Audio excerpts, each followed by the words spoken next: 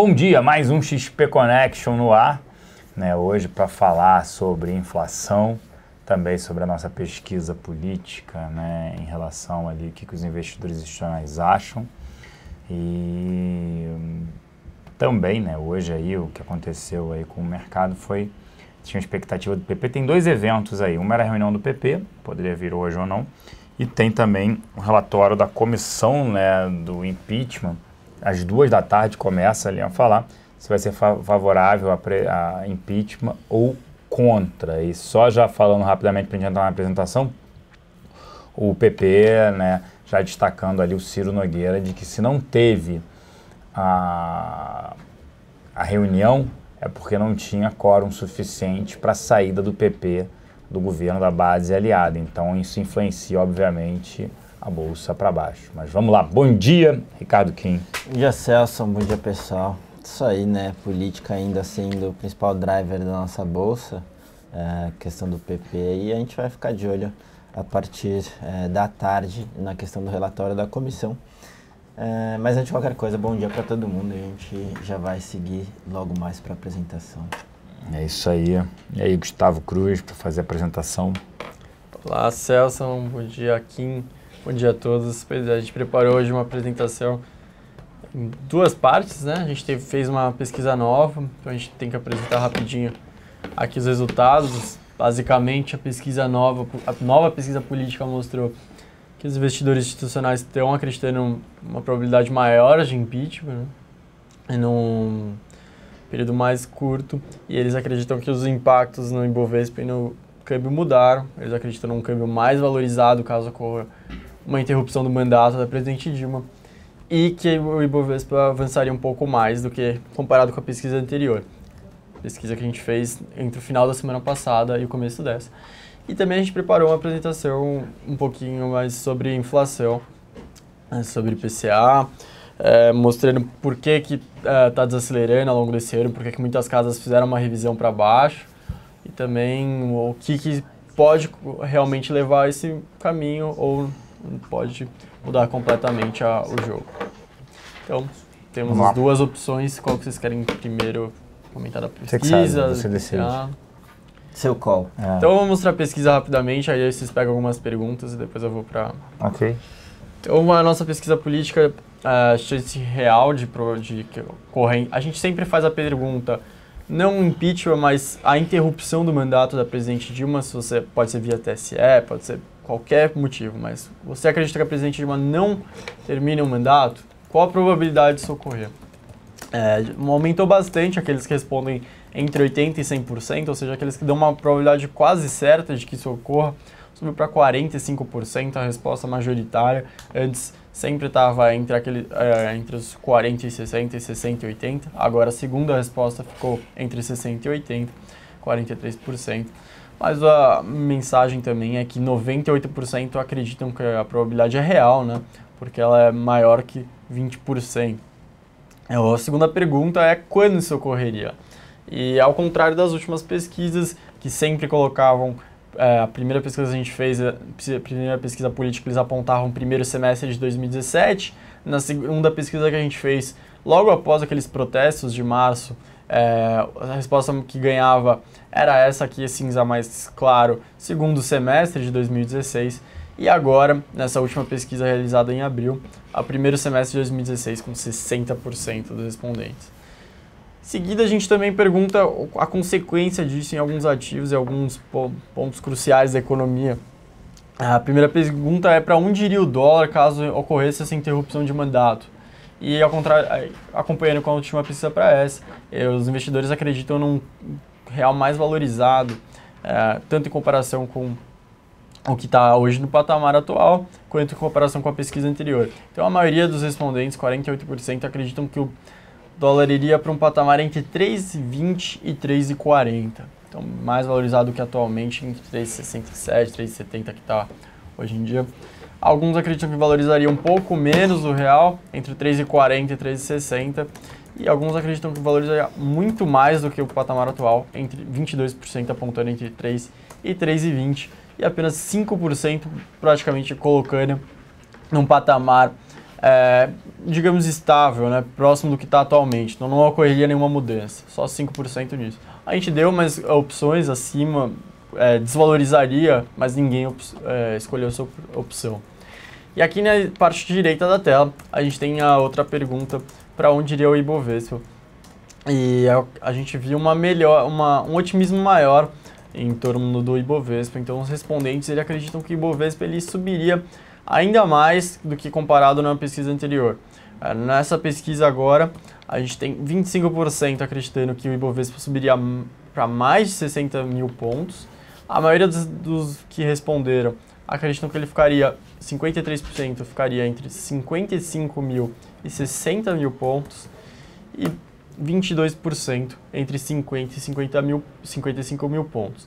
A gente vê que o gráfico está inteiramente cinza, ao contrário da última vez que a gente tinha algumas opções em amarelo, que eram aqueles que acreditavam que o Ibovespa ou ficaria no patamar próximo ao atual, entre 45 e 50 mil pontos, algo que ninguém respondeu dessa vez, e ou que recuaria ainda mais abaixo de 45 mil. Também não foi selecionada essa resposta dessa vez. Devolver agora para o Celso e para o Kim, se tiverem algumas respostas, se quiserem comentar um pouquinho mais. Perguntas ou respostas? Umas perguntas, alguns comentários da pesquisa. Não, pergunta não teve nenhum. O pessoal não está nem perguntando da pesquisa. O pessoal está perguntando de Sanepar, o pessoal está perguntando quais small cap para investir, o pessoal está perguntando que num cenário inverso a Petro e Banco do Brasil, né, qual o ativo que compraria num cenário da presidente Dilma permanecendo. Eu já respondi Ambev, Ultrapar, Sanepar a gente não cobre, small cap falei que era Mills, mas não teve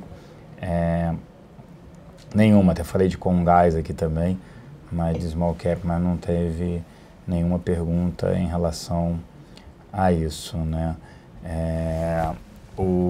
Na pesquisa, né, só permanece isso, né, a maioria aumentando ali a probabilidade, ainda acreditando. E só lembrando, não tem nada decidido, gente. O Ibovespa, assim, ninguém falou que seria fácil, né?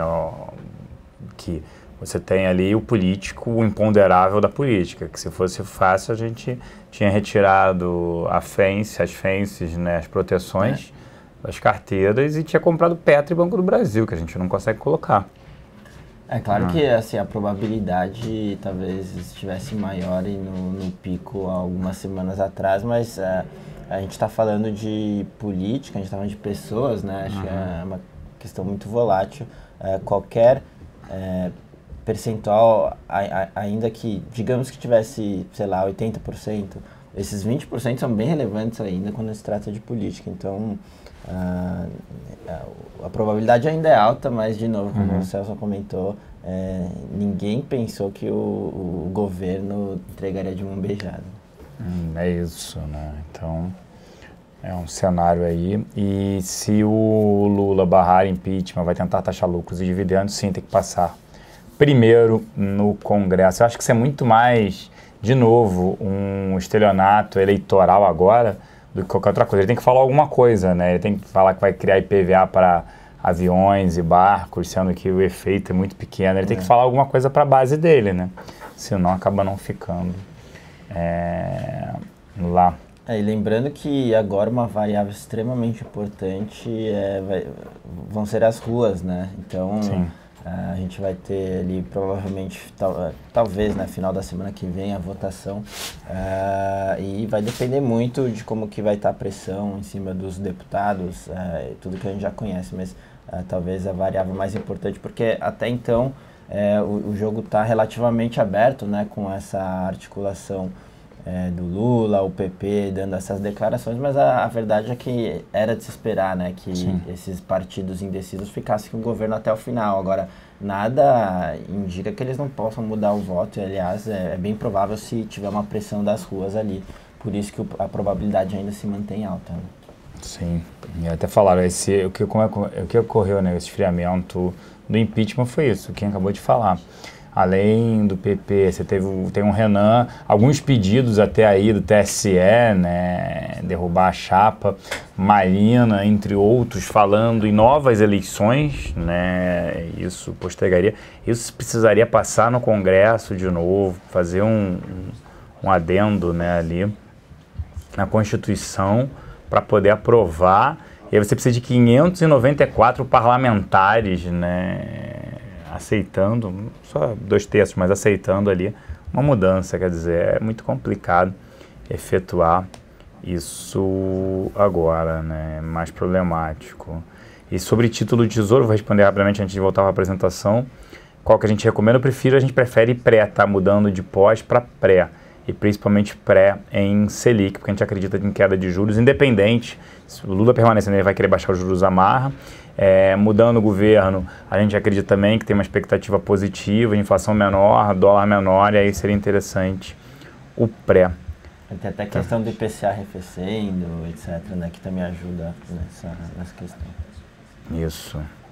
Vamos lá, joga para... Segunda parte de pesquisa? Isso. Vamos inflação. lá, pessoal, falar um pouquinho de inflação aqui com vocês. Só deixando bem, acho que começando pelo ponto que, caso ocorra o impedimento da presidente Dilma, tudo pode caminhar para um destino, como se ela permanecer e adotar o plano Lula, o plano do PT, tudo que eles dizem. Tudo que a gente vai falar agora também pode descarrilhar, né? Porque como eu vi algumas perguntas, como a gente está vendo o que está sendo negociado,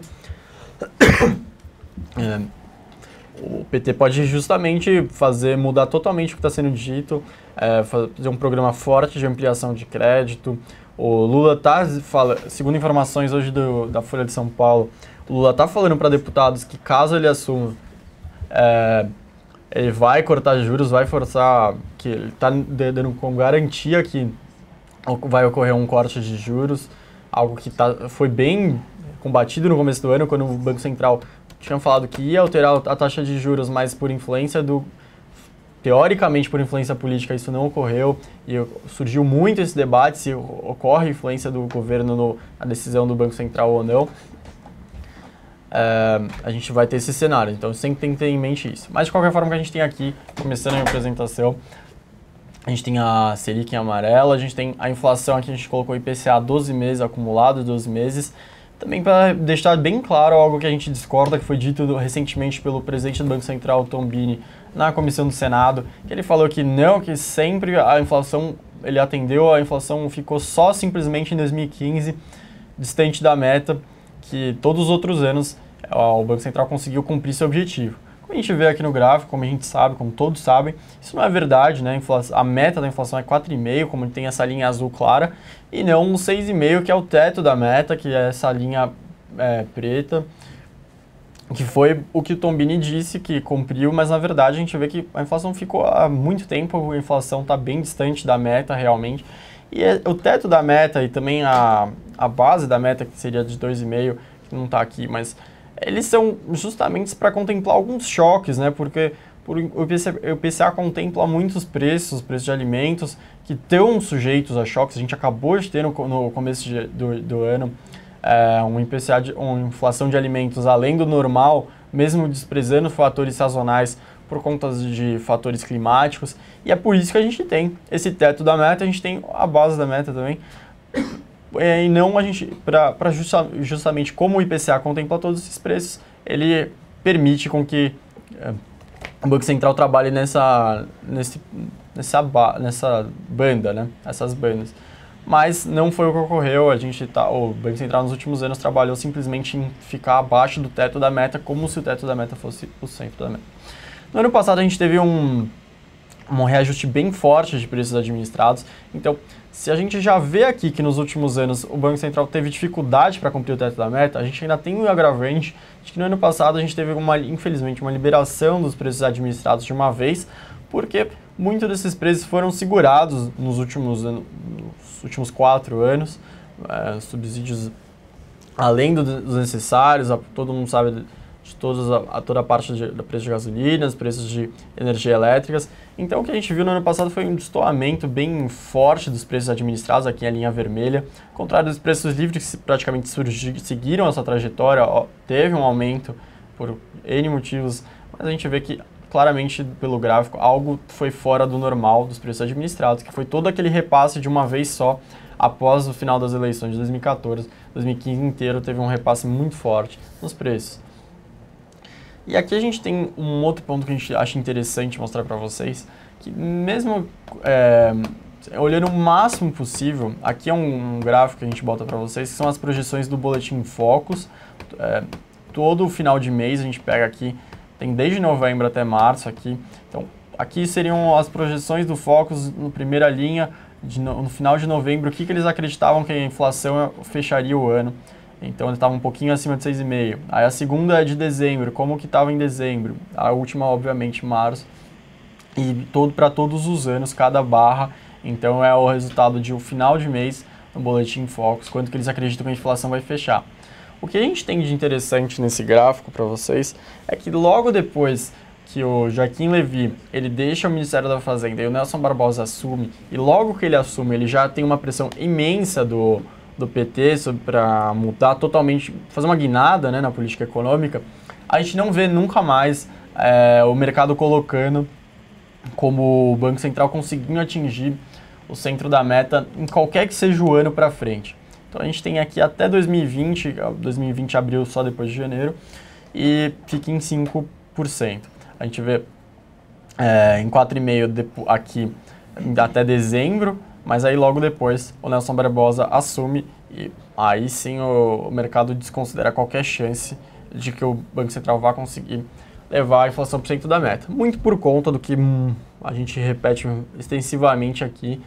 O problema fiscal segue se agravando, o governo segue bem distante de conseguir voltar a atingir superávites primários, de fazer um reajuste fiscal, de realmente lidar com todos aqueles problemas estruturais, e isso tem impactado excessivamente. Acho que no último relatório trimestral de inflação, finalmente o Banco Central botou isso mais claro e reclamou de forma mais alta sobre como a parte fiscal tem impactado a inflação, como tem dificultado o trabalho do Banco Central. Então, basicamente a relação é que com o fiscal descarrilhado, fora do eixo, o trabalho do Banco Central é mais difícil, o Banco Central perde potência, então mesmo o Banco Central aumentando a taxa de juros, eles têm mais dificuldade de conseguir levar a inflação de volta para o centro da meta. Então, logo que o Nelson Barbosa assume as projeções de inflação, elas se elevam justamente porque o mercado ele enxerga que vai ser mais difícil ainda com o Nelson Barbosa como ministro da Fazenda, uma recuperação da trajetória fiscal para um patamar razoável, digamos assim. Então, por isso, eles acreditam que vai ser mais difícil, por consequência, por tabela, para o Banco Central levar a inflação de volta para o centro da meta. Mas, de qualquer forma, a gente tem alguma resposta aqui que a gente vai explorar no próximo slide. Por que o mercado começa a achar que não, que a inflação também tem alguma respirada, principalmente na mudança de fevereiro para março, e agora em abril também a gente já começa a ver a inflação recuando nos boletins Focus. E esse é o último slide da nossa apresentação. A gente tem alguns pontos que obviamente impactam, que todo o mercado sabia desde o começo do ano que ajudariam a inflação a não ter um patamar de 10,67 como a gente teve no final do ano passado, de 2015, mas algo bem recente, que é o câmbio. A gente tem aqui um gráfico do IPCA em azul e do câmbio em vermelho. Com o câmbio um pouco mais valorizado, o repasse, né, o repasse do câmbio na inflação, ele ajuda a contribuir para que a inflação fique mais próximo do teto da meta. O Banco Central já admite que vai estourar o teto esse ano de 6,5%, mas principalmente com essa valorização recente, a gente aí sim conversa com a primeira parte, que é muito comum por conta contando da parte interna, pela perspectiva de interrupção do mandato da presidente Dilma. Então a gente vê que é uma resposta bem clara, né, com isso, e com a parte de uma possível mudança de trajetória de governo mais responsável com a parte fiscal, e também com as partes externas, com toda a postergação na alta de juros nos Estados Unidos. Mas o ponto é que com esse câmbio um pouco mais valorizado, o repasse da inflação é menor. A gente tem, então, o mercado colocando uma chance de inflação menor ao longo do ano, revisando suas projeções para baixo. Também pode voltar agora para a gente da apresentação. Também tem a parte que a gente conseguiu chegar na bandeira tarifária verde mais rapidamente. Era um dos pontos que poderia impactar mais ou menos ao longo do ano na inflação, no IPCA, mas com certeza acho que a parte do câmbio é o que veio impactando mais fortemente, principalmente agora, nesse curtíssimo prazo. Mas como a gente começou a apresentação, a gente termina. Tudo depende do que vai acontecer na parte política.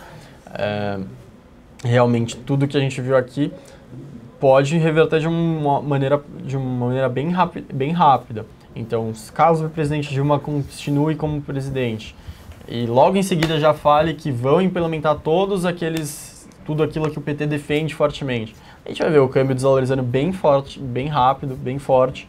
Isso impacta, como a gente acabou de mostrar, na inflação. Então, a gente está parecido com o que a gente tinha no final das eleições, o cenário binário. Perguntaram aqui, qual a sua expectativa, Gustavo, de evolução da inflação dos preços administrados? Quando a linha vermelha deveria encontrar a linha preta? Linha vermelha e linha preta? Livres e administrados. A gente está vendo os preços administrados agora no ano mais normais, né? Mais caminhando para uma normalização. A gente teve todo aquele repasse que estava contido, devolvido no ano passado. Tudo que deveria ter sido feito pouco a pouco nos últimos anos foi de uma vez só. Agora tem a tendência que nos próximos anos elas voltem a se encontrar. Mas, como a gente acabou de falar, nada se sabe, né? Pode ser que agora o PT chegue e decida que não, o plano é voltar ao que estava sendo feito, porque eles acreditam que... Muita gente do PT acredita que o problema de hoje em dia é porque aconteceu no passado com o Joaquim Levy, com tudo que foi feito ano passado. Então eles podem realmente decidir voltar tudo e aí descarrilhar mais uma vez. Mas a gente mostra aqui que não, que o ideal não seria fazer isso. Só lembrando, 14 horas tem o relatório da comissão do impeachment, tá? O problema nosso hoje, assim, a gente está falando aqui, não são as contas externas, diferentemente do que foi em toda a história do Brasil. Só depende do Brasil arrumar as contas internas arruinadas. Se conseguirmos isso, o país voltará a crescer forte. Concorda, Gustavo Cruz? Concordamos, a gente acha que realmente tem... A gente fala aqui, o problema principal do país hoje é a questão fiscal. Não tem muito o que fugir disso. Se a gente não arrumar a parte fiscal, tá levando tudo por consequência. A gente acabou de mostrar como a inflação resiste, né, muito por conta do fiscal, tá atrapalhando a confiança. A estabilidade política, muito por conta disso também. A gente já foi rebaixado diversas vezes e por aí vai. A gente sabe que, seja com a presidente Dilma, seja com outro presidente, a questão fiscal precisa ser atacada o quanto antes, porque quanto mais você posterga o problema, ele simplesmente fica maior e com uma resolução mais danosa, com mais consequências ruins para a economia como um todo. Então, vamos torcer para que pelo menos comece a ser discutido novamente com mais força a parte fiscal. Mesmo com essa... Ficando ou não esse governo, a gente não acredita, sim, né, em mudanças de títulos pós para pré, né, aos poucos. Dá para você fazer isso via produtos estruturados também, né, você suapar a sua taxa, né, não vendendo seu título, não tendo que pagar imposto, ou mesmo vendendo ali por um preço abaixo do que você esperava. Então, tem diversas maneiras agora de se proteger isso, travar uma taxa mais alta, né, Kim? Acho que a área de produtos estruturados tem trabalhado forte nesse swap e acho que é interessante, né? Aquele cliente que está totalmente pós, assim, faz todo sentido, né? Você, no mínimo, ali migrar parte, já que com todo esse cenário que a gente comentou, e baixa probabilidade, né, de um ciclo de alta, acho que talvez muito mais probabilidade para o ciclo contrário. Então, você travar ali parte do seu portfólio. A gente sabe que é uma exposição um pouquinho mais arriscada dentro do contexto de renda fixa, mas se você segurar até o vencimento, você vai ter aquela taxa, etc. O problema é que no meio tempo pode variar com a marcação ao mercado, mas a gente gosta muito dessa estratégia. Tanto que na nosso comitê de alocação, né, a gente já fez algumas mudanças táticas, etc. Então, a se pensar sim, seja via swap ou entrando via os ativos da nossa plataforma mesmo. É isso, tem alguns títulos ali, CDBs, extremamente interessantes pré. Parece que o presidente do PP disse que o partido continuará no governo, aumenta os riscos para a oposição. Ele falou que ele indica, né, a orientação é de voto pela presidente Dilma, orientação. Mas eu acho que ele não poderia falar o contrário, dado que ele está lá no governo, quer dizer, vai ter uma briga daqui até lá, né, até a data ali da votação, O que está todo mundo falando é, aparentemente, que a comissão do impeachment, né, vai recomendar, né, o impeachment. Sim. Isso fica no primeiro momento, né? Mas eu acho que todo mundo fala assim, desanimou, aconteceu. Não mudou, isso faz parte todo do processo. O que aconteceu foi que há uma semana atrás, o PMDB saindo do governo, todo mundo esperava que outros partidos saíssem, né? Ele estava marcado para sair dia 12, eles anteciparam a reunião. E, isso foi um tiro no pé ou não? Eu acho que deu um pouco mais de espaço, foi, eu diria, levemente negativo, deu um pouco mais de espaço para o PT atuar, né? Mas é óbvio que precisa, sim, né, de uma atuação maior da população em manifestações na cobrança ali, né? Imagina se isso for verdade, que falou o Paulo Maluf, o próprio Paulinho, né, do Solidariedade lá, falando que tem pagamento, quem não vai recebe 400 mil, quem vota contra 2 milhões, né? Isso é lamentável, né? A gente chegar nesse ponto, né? E eu acho que o enfraquecimento também veio via TSE, né? Essa discussão ali de que o TSE poderia derrubar e convocar novas eleições esse ano ou convocar eleições, né, virando o ano, eleições indiretas, que aí é difícil a população aceitar, né? Eleições indiretas com essa Câmara votando nesse Congresso é lamentável. Lembrando que o cronograma agora fica hoje o relatório, né? A gente deve ter a votação na segunda-feira. É até segundo, prazo máximo. E aí o Cunha, de acordo com as palavras dele, deve começar a votação na sexta para terminar no domingo que vem, né? Alguma coisa nesse 3 sentido. dias. Obviamente que semana que vem tem muita gente já falando que o governo pode entrar com algum recurso, né? Para jogar um pouquinho mais para frente, mas teoricamente esse é o cronograma que a gente tem que trabalhar por enquanto. Então, nesse meio tempo, a variável rua vai ter que ser bem importante para o desfecho ali desse evento que a gente está tanto monitorando. Pergunto para você, Gustavo. Qual? Você acredita que o PT possa mudar sua política econômica? Acho difícil. Acho que eles têm... Ano passado foi uma tentativa. E 2016, basicamente, a gente repete muito aqui isso. A principal oposição do governo hoje do Planalto é o PT. Ontem e hoje foi uma troca de farpas indiretas entre o PT e o Planalto e o governo, por conta do PT se envolvendo e alterando o projeto de renegociação de dívidas, tirando aquelas contrapartidas, e o governo falando que não tem a menor condições de passar o projeto sem as contrapartidas, mas o PT falando que sim, que senão os governadores vão culpar a Dilma. Então, eu acho difícil o PT mudar o seu projeto, seu plano de governo, né? Talvez um pouco, não é nem moderado, mas talvez um pouco mais para o sentido do que o Lula fala.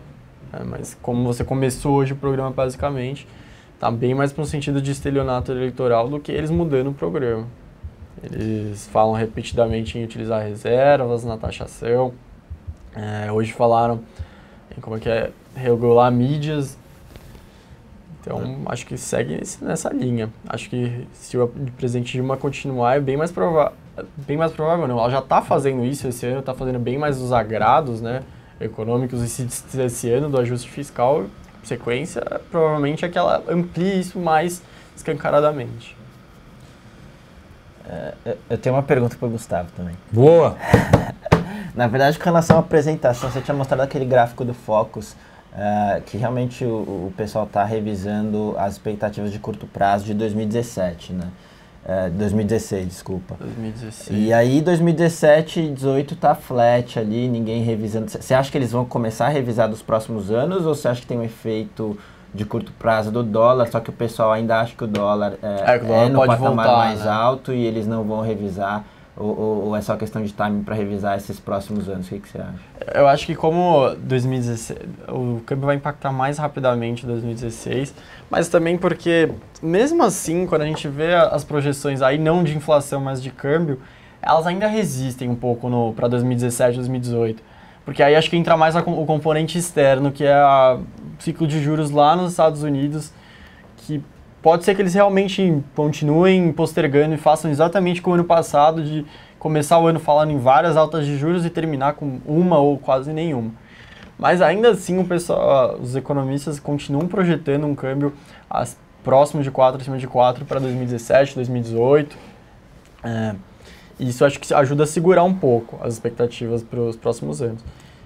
Mas agora, se tiver uma alternativa de poder, a gente pode esperar, assim, com certeza, revisão, né, ali. Sim, aí com certeza a gente vai ver uma mudança nas expectativas. Acho que agora, esse quadro do Focus, acho que vai mudar muito, provavelmente em junho já, maio, junho, que é quando a gente provavelmente já deve ter uma decisão para um lado ou para o outro. Porque se tudo que está sendo dito for implementado pelo PT, aí o pessoal vai disparar as expectativas de Focus para os próximos anos, porque o Banco Central perde a credibilidade com tudo que está sendo dito e fica no jogo, se cortar, vai cortar porque vão falar novamente que foi influenciado pela parte política, se não cortar, como é que fica? E claro, se for o Temer, o Banco Central, o novo Banco Central, tem aquela expectativa, né, de criar credibilidade. E aí eu acredito que o mercado vai dar mais tempo, vai dar um pouco mais de espaço para eles, vai dar mais credibilidade, né? Muito por conta de toda a agenda Temer, por tudo que está escrito no plano para o futuro, pelo comprometimento com o fiscal, que obviamente não começa assim que o possível presidente Temer assuma, mas pelo menos está no longo prazo, está dito. Quais as chances do PT se manter no poder caso as eleições fossem agora? Tenderia a 0. Aparece Aécio, Marina, outros na frente. E lembrando, nas pesquisas de intenção de voto, com o ex-presidente Lula, ele aparecia em terceiro nas intenções de voto ali, mas quando ia para o segundo turno, até com Ciro Gomes, que aparece com 5% de intenção de voto, ele perde. Então ele perde para todos no segundo turno. Então é meio que todos contra o PT. Acho que é difícil falar quem ganharia, mas dá para falar quem Marina não ganharia, né? O Lula. Acho que tá bem isso. Até porque ele é um alvo bem mais fácil da Lava Jato do que dos outros. Isso. E já acho que bem consenso de que a Lava Jato tem muito interesse em viabilizar a candidatura dele para mais um mandato. E aí a última pergunta aqui, que a gente está com o tempo estourado. Certo, produção? Fábio Sala na área. Substituição aqui, tava um barulho danado. Até o Gustavo tava nervoso aqui com o barulho.